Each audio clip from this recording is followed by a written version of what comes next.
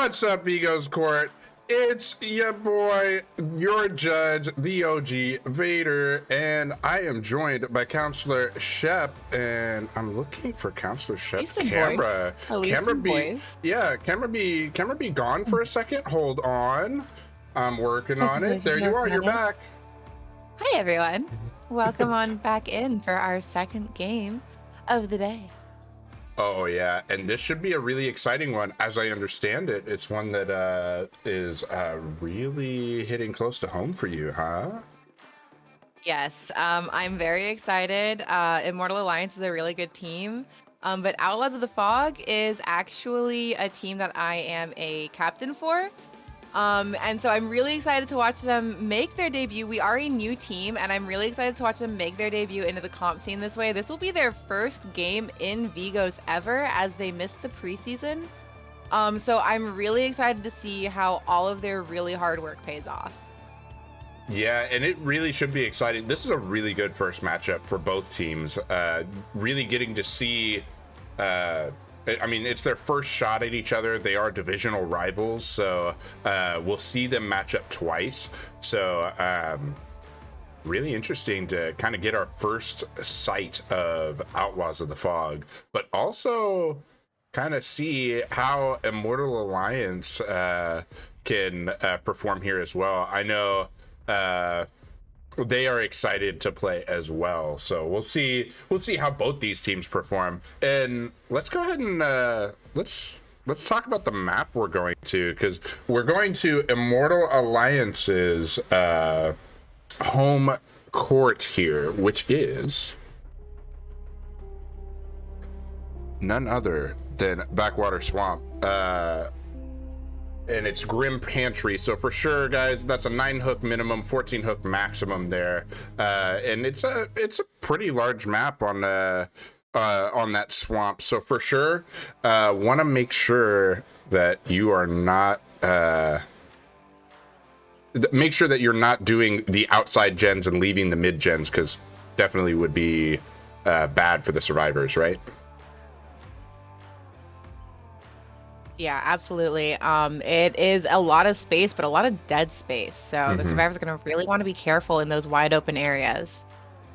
For sure, yeah. So definitely, it'll be interesting to see for our survivors how they are able to make use of kind of the pallets in the middle as well, because there aren't a lot of vaults in the middle either. We'll see how they do. It's kind of like that same issue that we saw in our last game, actually, where there's that big, wide open dead area. Except this time it's kind of like expanded upon. Yeah. Since the swamp maps are so much bigger.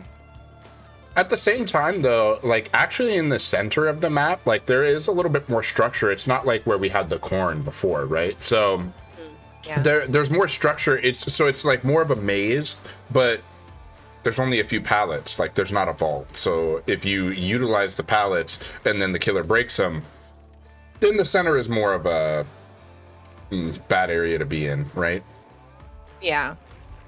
Luckily there is, like you said, there are those structures in the middle to kind of compensate for how big the map is. But once those pallets are gone, it gets really dangerous in there. So it'll be interesting to see how each team deals with that center area.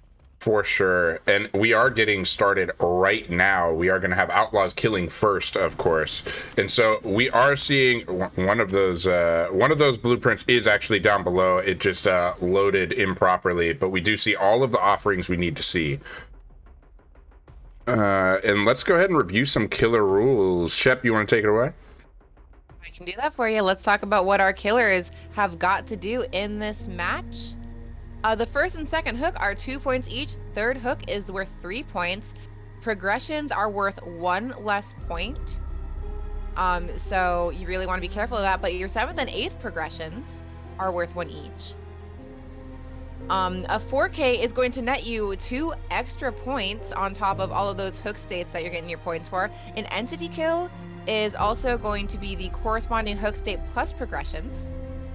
And beyond that,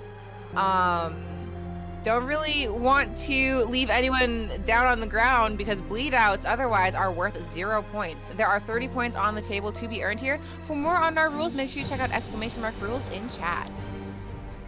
And guys, we're getting started and we're seeing a nemesis here. Ooh, how do you like the play on the swamp having the nemesis? You know, I think because it is such a big area, if you're not going to use a fast killer, Nemesis works just as well. He's got those zombies to help patrol some of those other areas and put down some pressure where he might not be able to keep an eye on at all times. Yeah, I would have to agree. And it looks like he has found his first survivor. Gonna pull out that tentacle and whip it real good on Nea here, giving her an infected state, and then he's going to go off in search of other prey. Oh man, and you're giving me a song wedgie, as Counselor Q would say, because definitely now I got whip it real good stuck in my head. But for sure, we do see a vaccination come early as well from Techno Badger. Kind of interesting to see. Not only an early vaccination, but was that an early Shack pallet throw? Yeah, it was, and now we see Nemesis at tier 2. Absolutely. So he has gained tier 2, has whipped Fangman to gain that, and is now following some more scratch marks, kind of into his corrupt zone where he sees a zombie is responding to somebody. Yeah. And instead kind of just checking that out and then coming back over where he knew he saw 3 survivors earlier. For sure, and like you talked about it a little bit, those zombies are actually really, really good surveillance for our nemesis here, because he's able to go ahead and use that to know, did a survivor run by? It's almost like having aura reading on crows, you know what I mean? Absolutely. And unfortunately, 2 swings and a miss there, but he does have Nea infected, so he can make use of that tentacle there if he needs to gain some range on her. As she runs this loop here. Yeah, but he will succeed in getting that tentacle strike and putting an injured state, drawing first blood for the match. For sure, we do see that that tentacle coming in here, and we're gonna see the break on the pallet, of course, because we are past tier 2 already, and this is kind of dangerous for our survivor here. They're running corner though, and Nemesis, I don't think, saw them. Oh, Nemesis does see them. All right, so we're gonna go ahead and pursue, get this first hook. Absolutely, and that will be, we do hear, I think that was a Hex Totem breaking in the background. However, still no gens have popped as Nemesis moves to take his first hook state. Yeah, and I don't think, I think that was maybe a failed skill check, actually. Definitely, we do see Ruin is still in play. I don't think I heard a hex fall, but these survivors are trying to make sure they're getting things done. If that was a missed skill check, unfortunate to see. Absolutely, and as you can see, Corrupt has fallen, now chasing another survivor on these docks here, where he saw his zombies responding to somebody earlier. You know, that's interesting that we see Ace trying to miss the zombie as well, rather than getting hit by the zombie and getting the free speed burst. I've seen a lot of survivors go ahead and utilize the zombies to get away from killers, and I think it's a smart move. Yeah, I'm wondering if Ace was feeling a little confident there. And you do see a gen pop in the distance, but in response, Deadlock also procced. And I'm wondering, we saw the scratch marks and everything here. Interesting to see, but for sure, I didn't actually see another survivor there, and I don't think there's a vault point there, so I don't know. Hopefully somebody didn't bring a pebble. You know, at this point, I wouldn't be too surprised, but also I'm wondering if that might have been a missed skill check since Nea was unhooked over here recently, and she is still injured. That could be, actually. That's a pretty good point. Maybe a missed skill check, and then just letting go of that objective before running off that edge there, and unfortunately having the skill check pop up. I know all of us have had that happen at least once. Absolutely, and Fangman did buy enough time for Nea to get healed up, but it does mean that Fangman will be taking her place on the hook, and it looks like we're going to see our first basement hook of the game. Yeah, and definitely looks like we're trying to go back hook here, and we do get there. I was actually a little worried. I'm like, this is kind of a long distance. Can you make it to that back hook? Absolutely. And we're seeing a lot of pressure here on these survivors. I do believe that was a repressed alliance play from our survivors, though. Good preservation on a generator, I'm sure, has a lot of progress as Nemesis comes to chase down Nea once more. That actually, I think, is a deadlock play, and the only reason I say that is because it is highlighted with that white aura, and we do hear another gen popping in the background, but that is still only 2 gens done right now, and Nemesis has already tiered up to tier 2, so depending on what this perk loadout is going forward, and with there being Ruin up, Nemesis could make a really good use of this. We do see a down with the tentacle, as Nemesis would want to do here. Good use of his tentacle there to take advantage of the fact that he knew she was probably going to throw that pallet, which means Nea will go back on the hook for her second time this game. And I believe we see a deliverance actually from our Fang. Do you see that broken status? Unless it's second win. I do see that. I do see that broken status, so I guess we'll find out in a couple seconds here if that was deliverance or second win, but I am inclined to believe that it is in fact deliverance. So Nemesis coming back to check out this area and finding some scratch marks.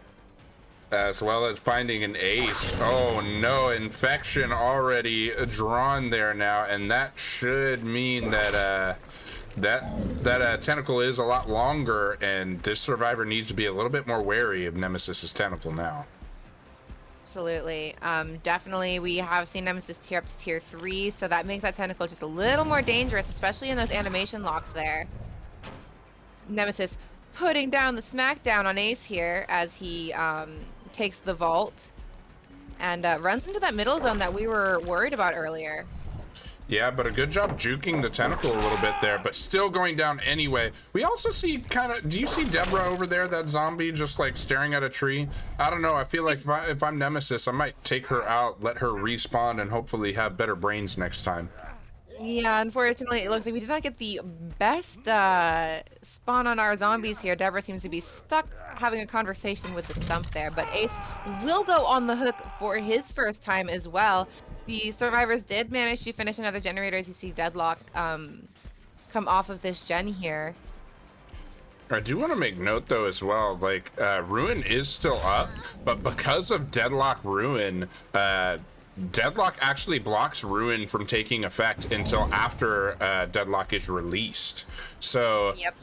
That is really important to note, as these killers we have seen over and over, they utilize this Deadlock. I think potential opportunity for us to use that tentacle there.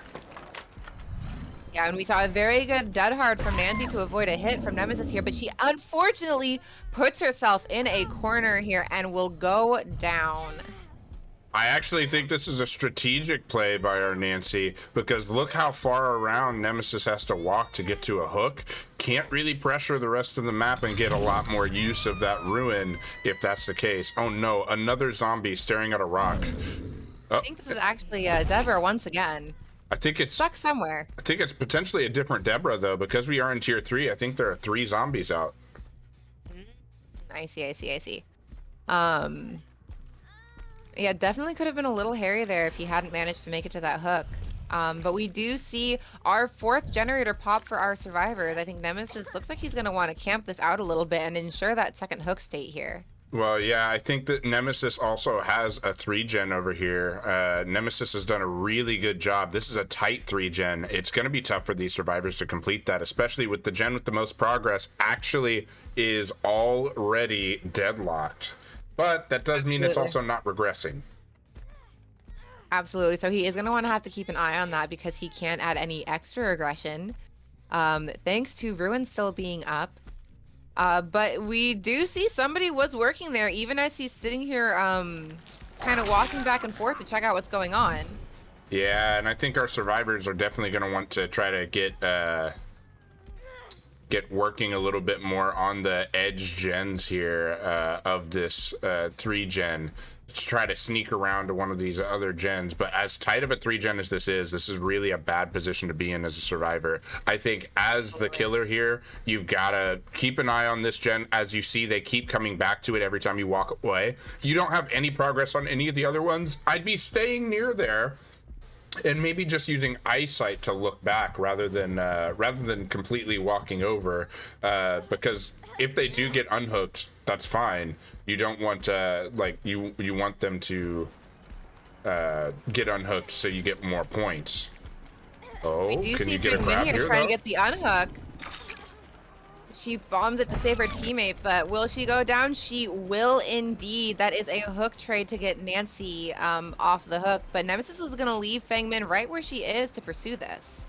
Yeah, and I think that's smart because BT would only last so long, and that's it. That's a good count. That's 13 seconds and down. So for sure, we're gonna see probably another basement hook here for death. No, Absolutely. over here. You know, I think he's got an opportunity to use a hook that would not losing it would not hurt him. Instead of wasting time going down into that basement.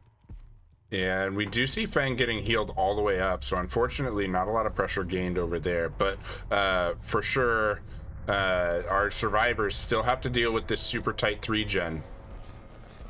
And Absolutely. Ruin is And with still up. Ruin still on the table, yeah, with Ruin still on the table, it's gonna be hard. We do see, I think that was a sprint burst. Correct me if I'm wrong, but I think we do see Fang sprint burst out of harm's way.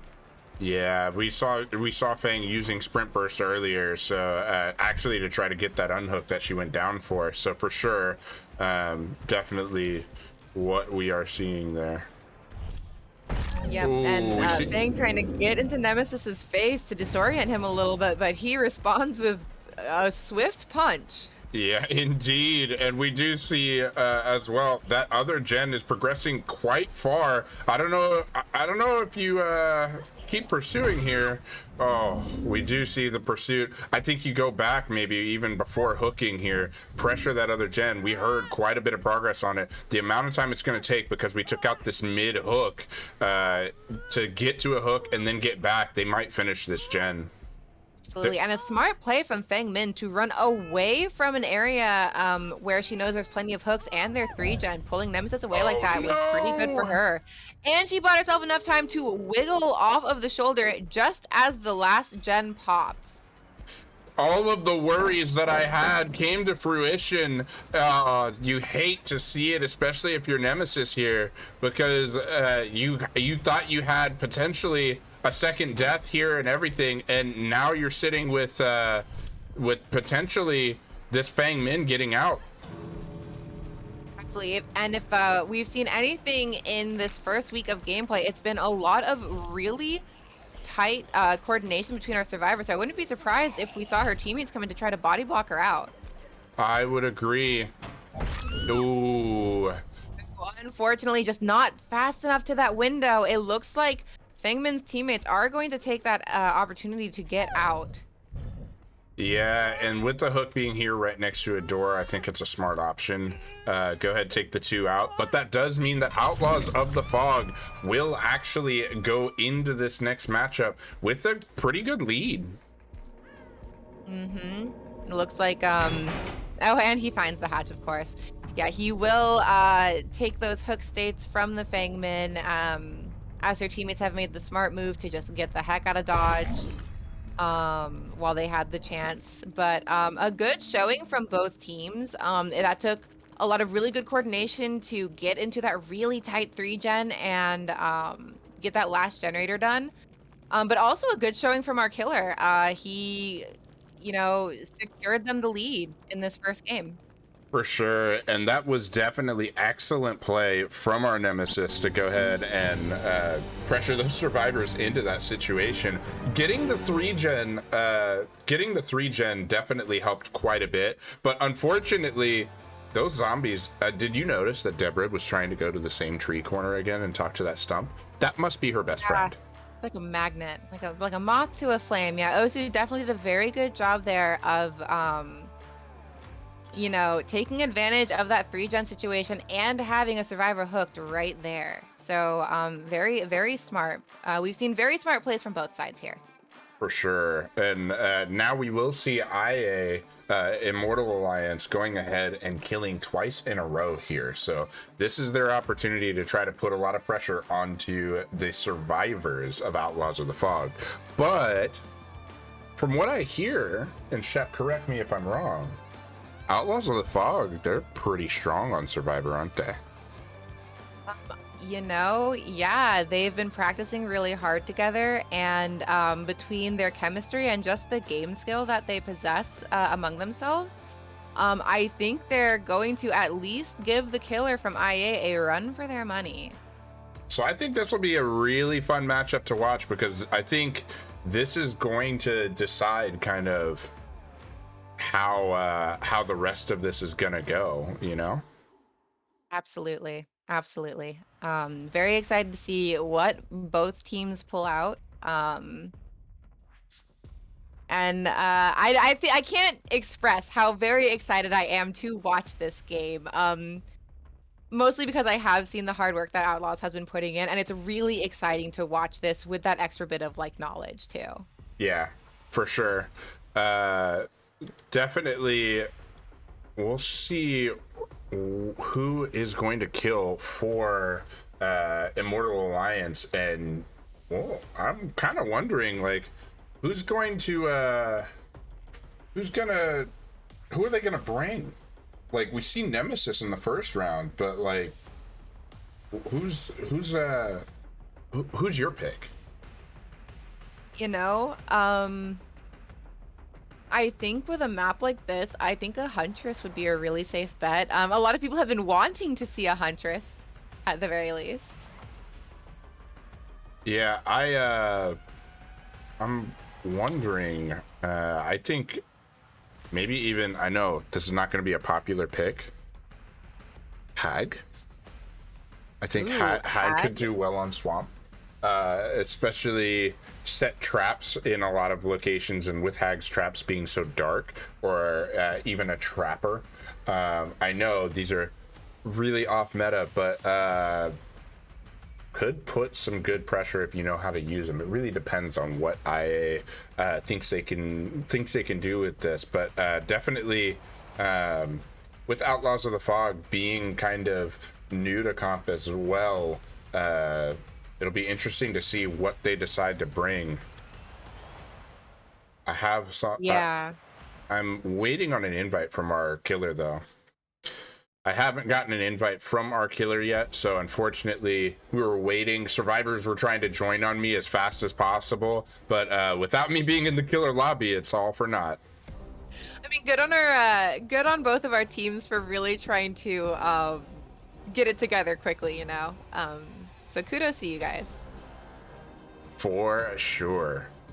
It looks like I already have one of our survivors in here. I'm trying to invite one of our other survivors in.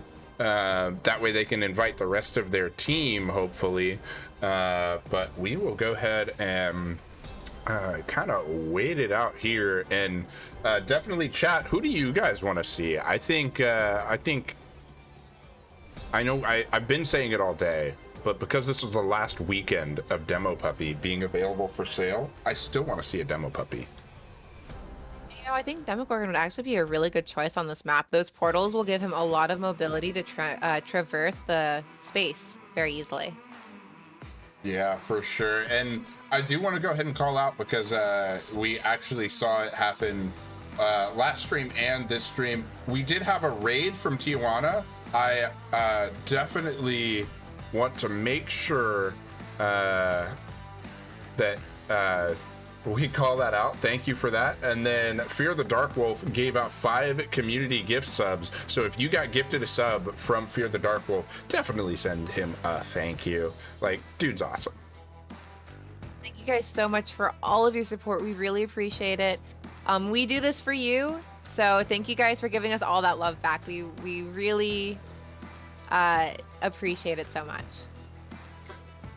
And we're waiting on our last survivor to join in here. We've got 3 of the 4 survivors, so for sure we'll keep on waiting for them. But I think it'll be pretty interesting to see. This is where we'll see if Outlaws of the Fog will extend their lead and really put IA on the on notice for a possible no 4th trial. Or is this going to be where IA tries to take the lead back? I think it could really go either way, and I'm excited to see, regardless, I'm excited to see the gameplay we're going to get out of this game, because I think both teams understand, like, this could be a make it or break it point. I would agree. I mean, this is where champions are made, right? You're down and you're trying to go ahead and catch back up or take the lead altogether for yourself. So for sure, should be interesting to see. And we do see some familiar faces. Wakanda, I'm looking at you, familiar to our team at Vigo's court here, because Wakanda actually was in season 0 and season 1, I believe. So for sure, a familiar face to comp. And then of course, as you guys can probably see in there, there's a TTV Vigo's court in there. That would be none other than our producer Rambo in the game as a survivor. So this is gonna be fun to watch. Definitely, Rambo is one of the members of Outlaws of the Fog and will be all season. So he's a player to watch on this team, right? Absolutely. We were definitely really excited to have Rambo join the team. And again, just really excited to play this season with so many experienced members, as Outlaws of the Fog are very new to comp.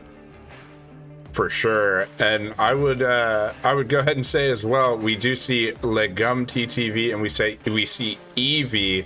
I know of Gum just because I play with them. I swift with them every once in a while, but fairly new player to comp as well as I haven't been familiar with Eevee, but for sure these guys have been practicing and really are getting a lot of experience out there. So for sure, it should be really exciting to see how they perform here in their first comp matchup in Vigos.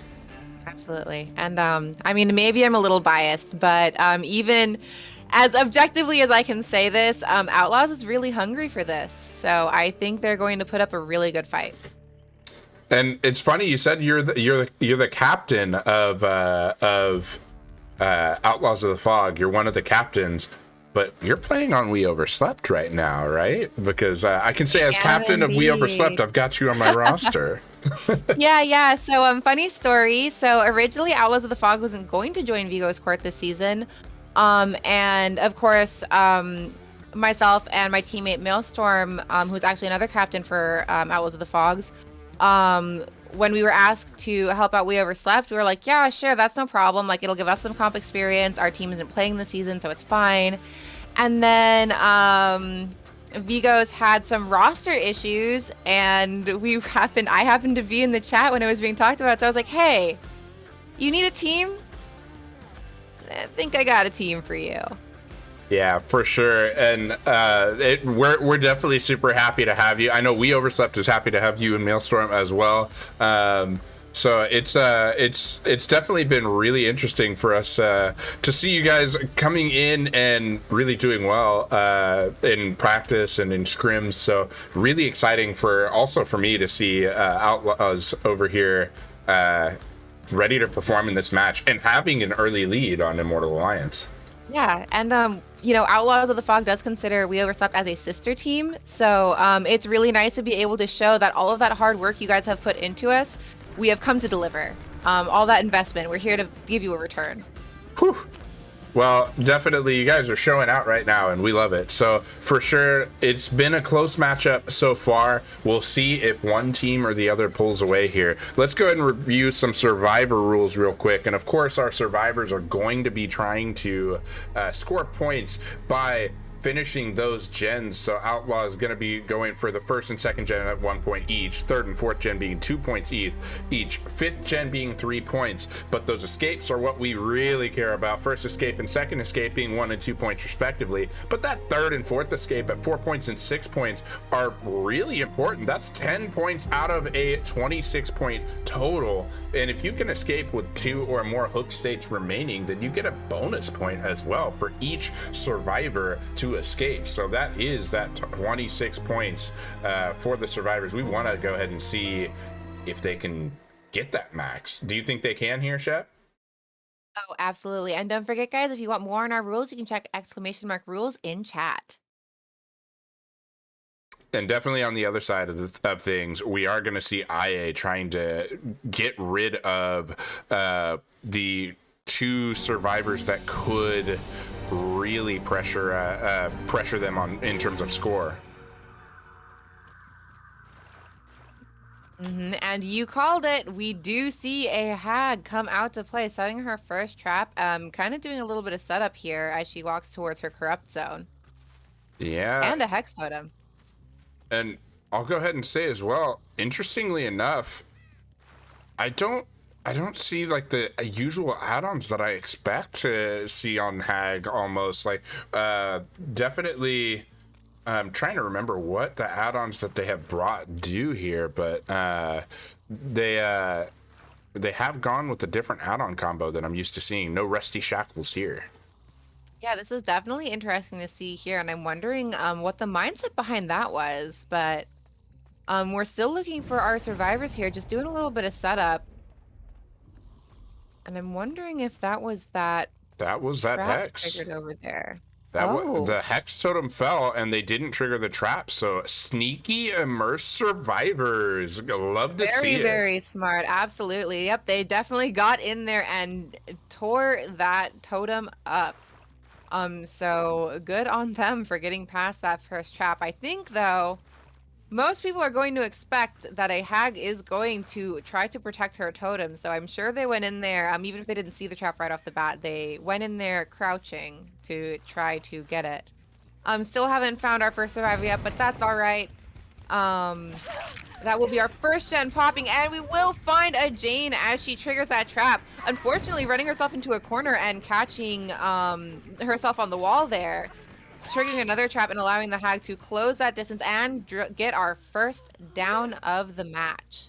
Yeah, interesting to see here. How are the survivors going to react to the first hook coming here? I feel like a lot of times you will see other survivors go ahead and trigger a lot of Hag's traps here because Hag can't teleport if somebody's on her shoulder. But we do see a basement hook here, which you definitely don't want to see a Hag have this early in the game.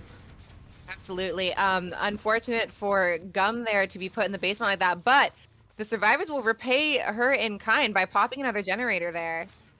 Yeah, we do see Ruin is still up, so wherever that totem is, our Hag is hoping that it does not get popped. Absolutely, and I don't think she's been able to go over to where her other totem is yet to lay any traps, so definitely trapping up around this. Oh, there it goes. The totem's gone.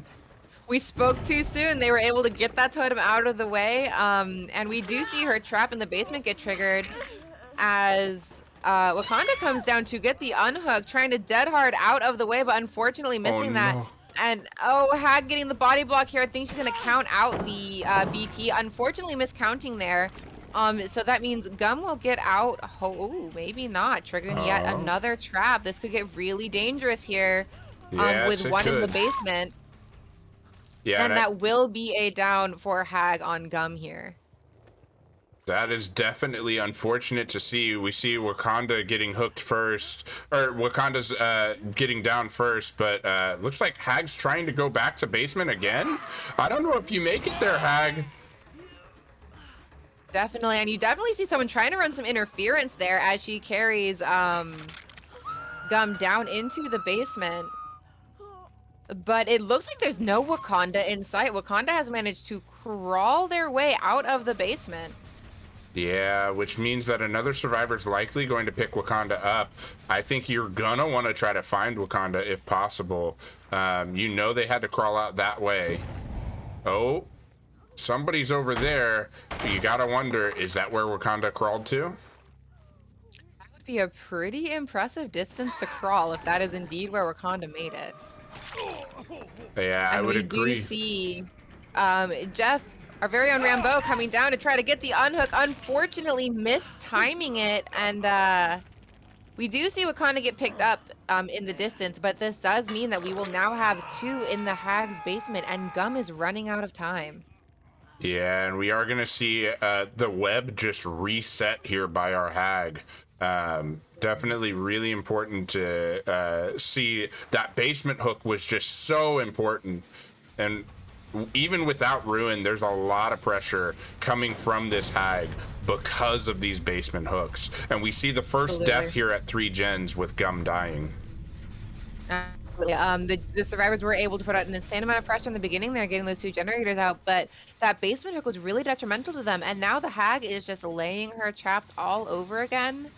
As we have Rambo down in the basement there.